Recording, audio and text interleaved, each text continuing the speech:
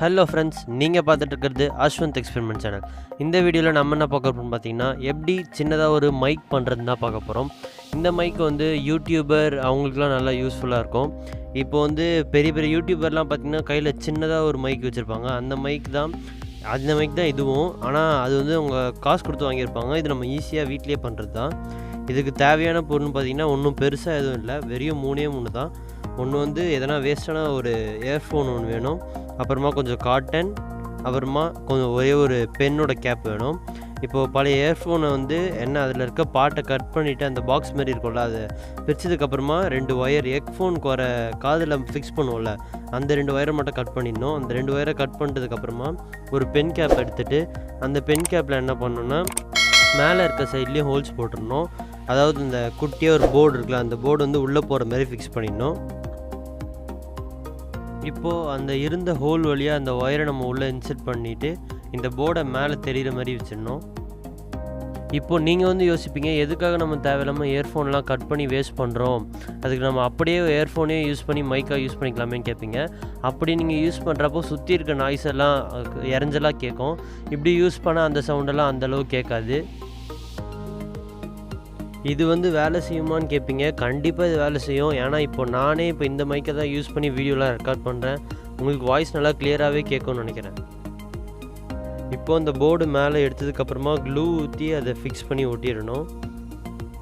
இதை நம்ம அப்படியே விட்டோன்னா மேலே கீழே அப்படி எங்கன்னா இழுத்து வெளில வந்துடும்.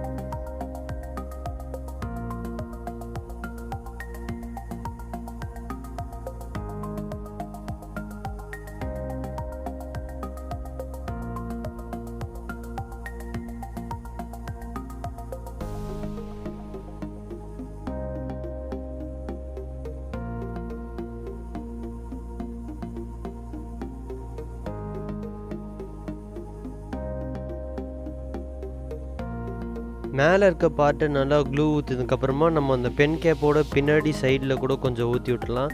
ஏன்னா அப்போ தான் ஒயர் வெளியில் வராமல் இருக்கும். மேலே மட்டும் ஊற்றிட்டிங்கன்னா ஒயர் அப்படி இப்படி நவுந்துடும். அதனால் உள்ளேயும் கொஞ்சம் க்ளூ ஊற்றி அதை அப்ளை பண்ணி ஒட்டிடணும். ஒட்டினதுக்கப்புறமா நம்மளுக்கு காட்டன் தேவை. காட்டன் இல்லைனா நீங்கள் ஸ்பாஞ்ச் கூட யூஸ் பண்ணிக்கலாம். காட்டனை வச்சு காட்டன் ஏன் யூஸ் பண்ணுறோன்னா, சுற்றி இருக்க நாய்ஸை இன்னும் கொஞ்சம் அது கரெக்டாக அப்சர்வ் பண்ணி தரும். காட்டன் யூஸ் பண்ணலாம், இல்லை ஸ்பாஞ்ச் யூஸ் பண்ணலாம்.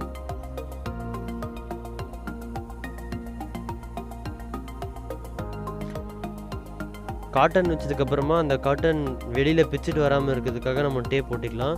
வேணும்னா இன்சுலேஷன் டேப் யூஸ் பண்ணலாம், அப்படி இல்லைனா சாதா டேப் கூட பண்ணலாம்.